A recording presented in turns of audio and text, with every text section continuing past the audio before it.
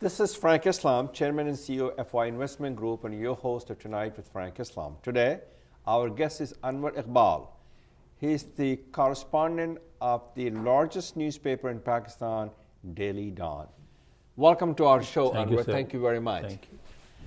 I know you're a journalist, so tell me a little bit about yourself and why journalism. How did you get into journalism? I always wanted to write. So I basically started as a writer, and then I realized that living in Pakistan, you don't make much money writing Urdu. So I moved Started writing in English. Writing in English, and of course there were no magazines in English in Pakistan. We only had newspapers, so I started working for a newspaper. In between, I left it twice. Once I joined the United Nations, worked for them for some time, then came back, and then I almost joined the armed forces as captain in ISPR, Inter-Services Public Relations, but didn't. So what do you like about the journalism that energizes you, excited you? And well, I mean, see, it is an interesting profession. In no other profession you are paid for expressing your opinion. Very well said. You know, in this profession you're paid for expressing your opinion, and also like the independence it gives you. I mean, yes, there are controls, and you have to follow the policies of the newspaper you work for. If you're working for a left-leaning newspaper, you cannot support religious groups. You're working for a religious newspaper, you cannot support left-wing groups. So those limitations are there. But within those limitations, there is a lot of room for doing your own. So obviously, one of the things journalists do is the freedom of press. Freedom of press is a cornerstone of democracy. And one thing you also do is separate the facts from fiction and separate the truth from the lie. So is that something you're involved in it? I don't know. I mean, like this senior journalist from the New York Times. He wrote a very interesting piece about it, saying that basically, I'm just summarizing it. Basically, his argument was that those who say that they speak the truth and that they do objective reporting and everything, they mislead themselves and mislead others, because ultimately journalism is all about influences. I mean, if you do not face direct influence of the government, you do face it. I mean, first of all, it is a commercial venture.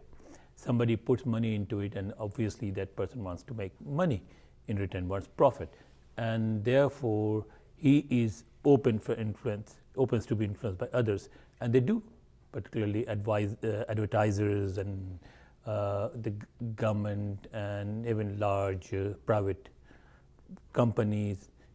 Every group, every person has some influence on somebody, so that is used, and then your seniors influence your opinion and all those things. So what comes out as your final product is not necessarily either sort of the whole truth or very objective.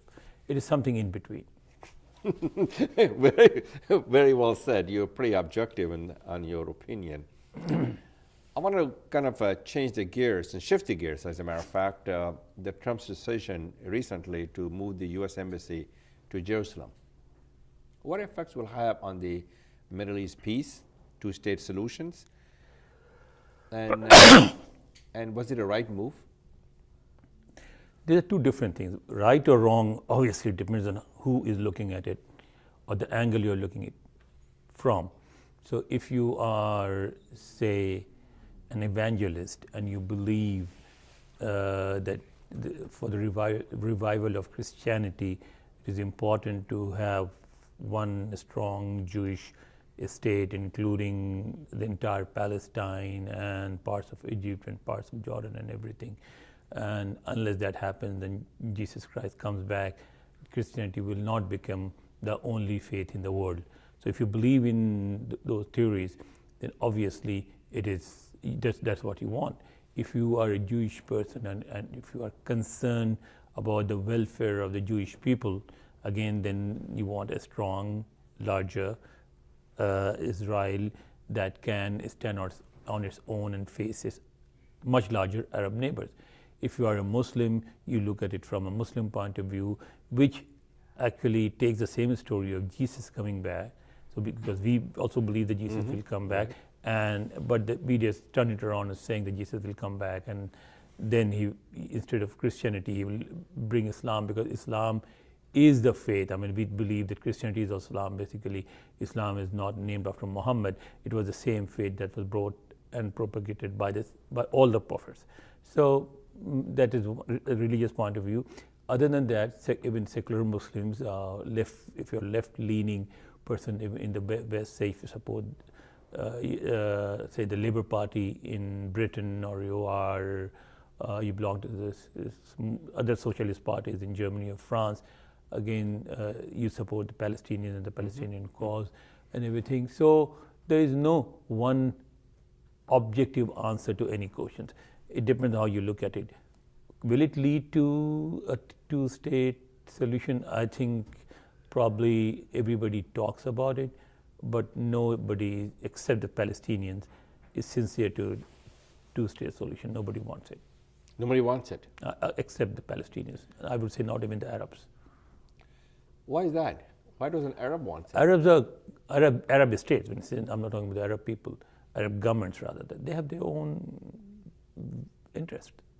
Basically, they are all involved in a war of their survival, because in the Arab world you still have this system where one clan, one family, one group controls the government, controls everything for as long as the ruler lives, or even after. I mean, you see in Syria, Hafez al-Assad died and he made Bashar al-Assad his successor. And so in Saudi Arabia you have, that is a monarchy. In Libya, Gaddafi ruled for almost 40 years, and had he lived, he would have obviously brought his son. So same thing with the Bahrain and all those places. So the concept of modern democracy, or you see why the system. I'm sorry, I have asthma a little bit. It happens to me in winter. So in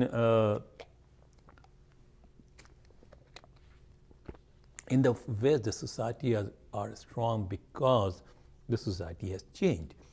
I mean, what is governance? Governance is basically a group of people controlling the rest of the country or the state or the place in the name of discipline, in the name of peace, in the name of stability. And throughout history, it used to be a king or a clan that controlled that. And humanity had to struggle for like 5,000 years to come to a place where it could say that, hold on, this is not just for one person or one family to decide that that person or that family should share powers with others. And that is how it started, say, in Britain, where the House of Lords, which was handpicked, used to control everything, and House of Commons was just a rubber stamp. Right. And then it turned around, and now House of Commons and everything. So in most Muslim countries, that struggle has not yet reached a stage where the masses could rightfully claim that power belongs to them, and therefore belongs to the people. Right. And therefore it is a group of people, or it is a family that controls power, and that's why they fail unsafe. And because they fail unsafe, they look for external support. And right now in that region, they also face a direct threat, all these Arab governments from Iran. And because of that threat, they see the country that could really help them with weapons and with other strategic support, that is Israel. So I think most of these Arab countries do have some sort of relationship with Israel. Mm-hmm. So do you think this will impact the fact that some of the terrorist organizations, ISIS for example, will encourage them because of this move that Trump has done to recruit more volunteers for their cause? That can happen. That definitely can happen, because this is not a very popular move in the Muslim world. It also has been very violent in the Palestinian territories as well. Not just the Palestinian territory. I mean, it has not been violent in other places, but if you start from Indonesia all the way to North Africa. Is that right? It's an unpopular move among the Muslim masses. It has regenerated or resurfaced a lot of sympathies for the Palestinians. And terrorist groups cash on those things. As they say in Britain, they fish in troubled waters. So fish in the troubled waters. So that is how the situation is, and they can go to the people like I said, look, the entire West is against you, and this is what happens if you are weak. The only way to resist is to fight them. So come join us, pick up weapons and fight. So the violence breeds violence, and it is quite possible that the violence will continue because of this move. So it's not a very popular move. No, it is not. I'm not, but the Trump, as I understand, said that this is just he's not moving it yet. Obviously, it takes a lot of money and time and a lot of infrastructure to build a new facility. Again, and embassy. Politics is all domestic. Trump, although it's an international move, but Trump is basically looking at his own vote constituency, own vote bank. Yeah, his own. And those who voted for him, I think it is a popular move among them. So he believes that he continues to ignore the rest of the United States and the rest of the world. He believes that as long as the people who voted for him are happy, he can get a second term. In America, they say that most presidents do not make difficult decisions, do not do a lot of constructive work in their first term because they're focused on winning the second term. And once they get the second term, then they get about 2 years to do the work they wanted to do all their lives, and then after 2 years they get into the election mode again. So stay there, Anwar. We'll be right back in a minute. अब आपका होगा अपना घर, सपना घर।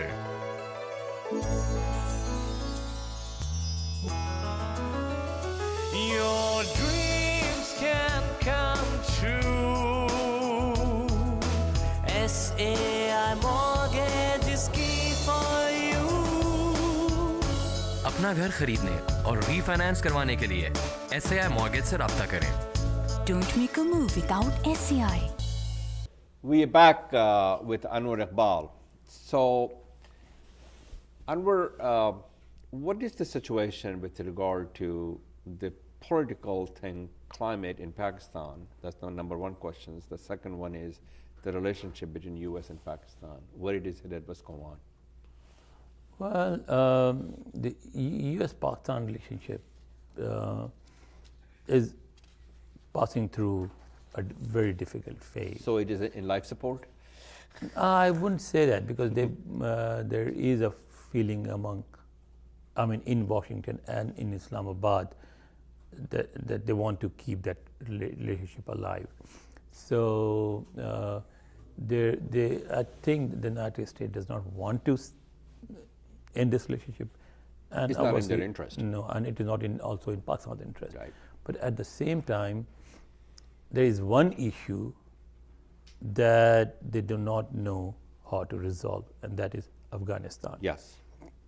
The United States believes that there cannot be peace in Afghanistan as long as Afghan Taliban are able to escape. When they come under pressure, they escape to Pakistan, they hide there, and when the situation improves for them a little bit, when the pressure eases up, they go back and they attack again. So they want Pakistan to stop that. Now there are two things there. I think number one, personally I believe that Pakistan does not even have enough strength to stop this phenomenon. It has been going on for hundreds and hundreds of years. Pashtuns have always escaped to this part when they came under pressure from that part, and they escaped to the part which is Afghanistan now when they came under pressure. In this part, it happened during the Mughal times, it happened during the British time, it happened before too. And because they are the same tribes, they're right. related to each other, there are marriages within, practically they don't even recognize the border. One brother lives on this side, the other brother lives on that side. Yeah. It's a very difficult, tricky situation. So I don't know whether Pakistan can totally stop that, number one. Number two, Pakistan also has another major concern. Pakistan firmly believes, this is something, it will take some persuasion and some results on the ground to force Pakistan to believe otherwise. But Pakistanis believe that whenever India becomes influential in Afghanistan, it uses Afghanistan for creating problems in Balochistan and KP. They've done that in the What's the KP stands for? Khyber Pakhtunkhwa. Oh, Khyber Pass. Yeah. Khyber Pakhtunkhwa. So they have done that in the 60s, they have done it in the 70s, they have done that in the 80s during the Afghan war, and they're doing it now. As Afghan Taliban come and take refuge in Pakistan, Pakistani Taliban have crossed the border into Afghanistan and they have established their camps there, and they're getting support from the Afghan government and from India. Obviously, they cannot run those camps without support, and they launch attacks into Pakistan from those bases, as Afghan Taliban do from bases in Pakistan. Correct. Both, I think both Kabul and Islamabad complain that this is happening, and I think both are right. Kabul is right too, as well as Islamabad is. And what about the economic cooperation from India rather than getting India engaged militarily in Afghanistan? Economic cooperation from India is also A red flag? linked to Afghanistan, because basically Indians do want trade relations with Pakistan, but more than that, they want access, land route through Pakistan to Afghanistan to Central Asia, because the region which is Pakistan now, it has always been a little bit more prosperous than other parts of India before partition and throughout history, mainly because this has been a passage. You're talking about Silk Route? Silk Route, this was a route to China, Correct. which was the Silk Route, then to the Middle East, then to Central Asia and all those places. And because of that trade, this part of was prosperous. So in a way, Pakistan is also suffering because of that. But unless and until Pakistan's fears in Afghanistan are answered, Pakistan is not going to open that route. And similarly, India has concerns about Kashmir.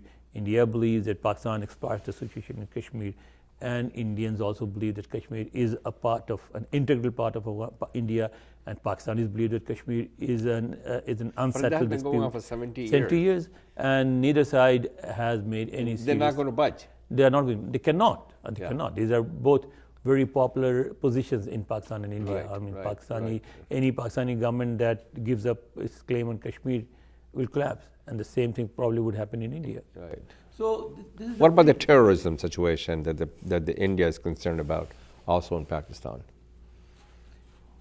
Terrorism is something that I believe that all regional states should get together and form a strategy to deal with, because terrorism is not in anybody's benefit. So there should be some understanding, some assurance given and taken on all these key issues, and they should reach one common conclusion that yes, these disputes will continue. There is no immediate solution to these disputes, but in the meanwhile, we should not use violence, and that should include terrorism and other means of violence too. They should give up violence. There should be no terrorism in the region, because see, no other country has suffered more than Pakistan. 62,000 people got killed in Pakistan in the fight against the Taliban. And if So they have been the victim of the Taliban's atrocities and violence. Yes, and if these groups continue to operate, I think Pakistan will suffer more than any other country. So it is also in Pakistan's interest to get rid of these terrorist groups. So I am totally against using terrorism or terrorist groups as a weapon to promote foreign policies or to promote national interests. Nobody's interest is served by using terrorism as a tool. There's no room for terrorism. So we wanted to, so you talked about a little bit about the U.S.-Pakistan relationship, and also a little bit India and Pakistan relation. It is an interest of Pakistan to have a friend with India. And it is India's interest to make sure that Pakistan is a good neighbor, good friend. So you can promote trade, commerce, investment, and people can have a free flow of information, and they can also go from they can go from India to Pakistan, Pakistan to India. So where we are headed in that direction, are we in anywhere close to working out the arrangement? Unfortunately not, because see, Pakistanis believe that if they push a little harder, they probably can resolve the Kashmir dispute.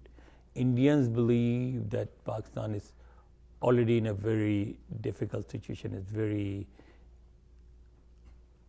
shaky on shaky ground. On shaky ground, and therefore, if we push a little harder, it may collapse. Although Indians should realize that a collapsed Pakistan will be more of a danger, more of a threat than Pakistan is present. That's true. Yes, it is. Yeah. So I think both governments are not yet making serious efforts to reach the promote peace conclusion between the two. to reach the conclusion that you have.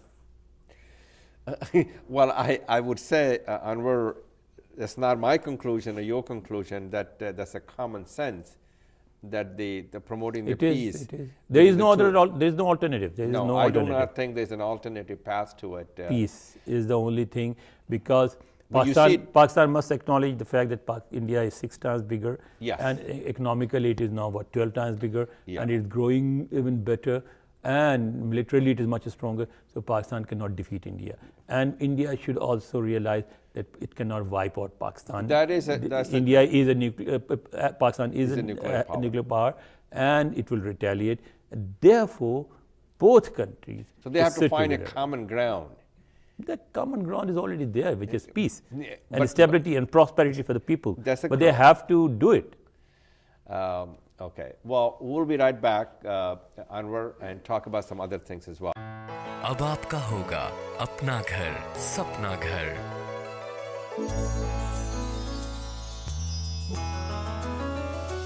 Your dreams can come true. SAI mortgage is key for you. अपना घर खरीदने और refinance करवाने के लिए SAI mortgage से राब्ता करें। Don't make a move without SCI. So we're back with Anwar Iqbal, and we have discussed many topics. Now we want to talk about CPEC. What does CPEC stand for? What is the benefit to China and Pakistan and to the world communities? CPEC is China-Pakistan Economic Corridor. Right. And it has great benefits for Pakistan, I believe. See, And also benefit to China. yeah, obviously, of course, nobody does anybody a favor unless it also favors Benefits you. them. Yeah. Right. So I think what Pakistan needs is investment, not aid. Economic assistance we have been receiving from the United States for the last 60 plus years, and it does not help. Economic assistance does not help any country. The only time it worked was this Marshall Plan in Europe after the Second World War, and that was a very different situation, different kind of involvement, different kind of assistance, and it hasn't worked in any third world So country. you're talking about the investment. Investment. That's a And sustainable investment that can yield And this is what exponential returns. exactly that create jobs. Yeah. That Builds prosperity. prosperity and everything. So I think this is what Pakistan is believed the CPEC is going to do, because after all, people say all sorts of things. The Chinese company will own it and they will take all the profits away and everything. But they are creating all those things, building all those things. I mean, they are building power plants in Pakistan. They are building roads in Pakistan. For the first time in 70s, Americans used the railway line from Karachi to Peshawar to supply the troops in Afghanistan. But nobody said, not even the Pakistani government said that that there is only a single track line since the 19th century. That's true. Nobody suggested they should build another track so that you could have faster trains there. Okay, so Pakistan needs this infrastructure. So I think whatever the Pakistanis are building, they are building this second track. They have built a network of alternative roads all across the country, and they are building mechanized farms and all So this. it's infrastructure support. It is infrastructure, power plants. And what about energy? The power plants. And also mechanized agriculture and all those kind of things. And ultimately those things will stay in Pakistan. And when you build infrastructure that brings the society up to a higher level, and no matter who owns them, those structures, they ultimately help the local people. So I think it is in Pakistan's interest. So where it is now, and when did it start, when it's going to end, and when the people of Pakistan will derive the benefits from it? They have been negotiating it for quite some time, working on it, plans, and others. I think it started when Musharraf was still in power, and then it was. The good thing is that all governments that came since then have pushed it upwards. So it was carried forward by the PPP government, and then the Nawaz Sharif government also did a commendable job in promoting this thing. And it has reached a stage where I think we would soon see the benefits for the people too. So, is it a 5-year plan, a 10-year plan? No, it's a long-term plan. It's a long-term plan. It's long-term. It is basically, it's not an assistance. 5-year, 10-year plans are all those assistances. This is like an investment. So you come, you build something and run it with the help of obviously local companies. Makes a lot of sense. I wanted to talk a little bit about the Trump's Muslim policies for Muslims in South Asia, and especially Pakistan, where we are, where we're headed, and what do we need to do? Trump's policy for Muslims. See, again, I mean, Trump's policy for Muslims, or Obama's policies for Muslims, or Bush's policies for Muslims will always look after U.S. interest as they should. Right. I mean, any American president who does not look after American interest is basically a traitor. Has to look after American interest. It is for Muslims. See, there are certain facts in life that you cannot do anything about. Number one, the fact is that America is a superpower. It's an economic superpower, it's a military superpower. So you have to learn to deal with it. And the fact is that you do not live in a tribal or feudal setup anymore. You live in a democratic, post-industrial world.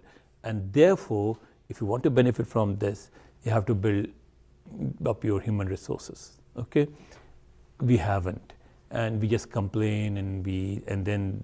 So what do we need to do? What we need to do is basically focus on education, focus on training people, focus on developing a trained workforce which can compete in modern world. I mean, China has set up a very good example. Become a part of the 21st century workforce, so people can derive the benefit, go to school, get education, and get a job.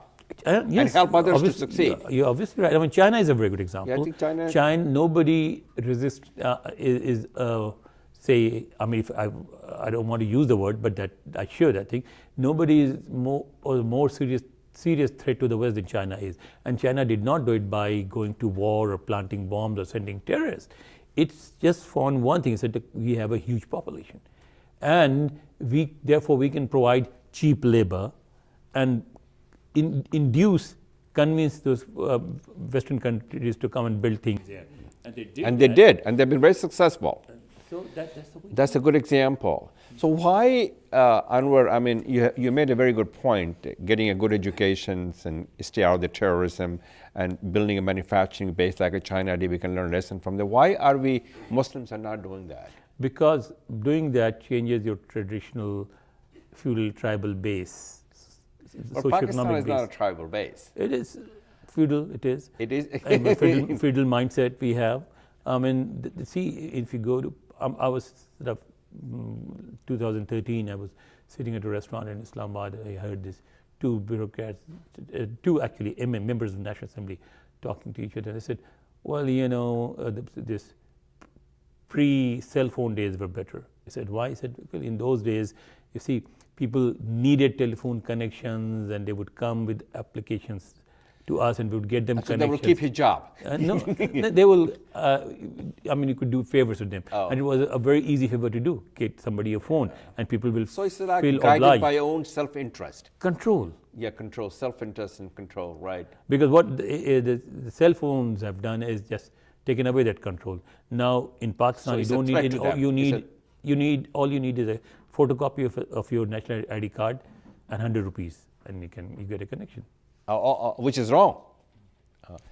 What about the entrepreneurship and creativity, innovation from the young generations in Pakistan? It is there. I mean, before recently, one Pakistani gentleman sold his company for what, $4 billion or $6 billion, and there are a lot of much other at a smaller level, a lot of IT companies, a lot of other sort of agriculture-based industries. I mean, Pakistan is not sort of what it looks from the outside. Media, Yeah. Okay. Well, thank you very much, Anwar, for talking to us and having a wonderful conversations. And you have given a lot of food for thought.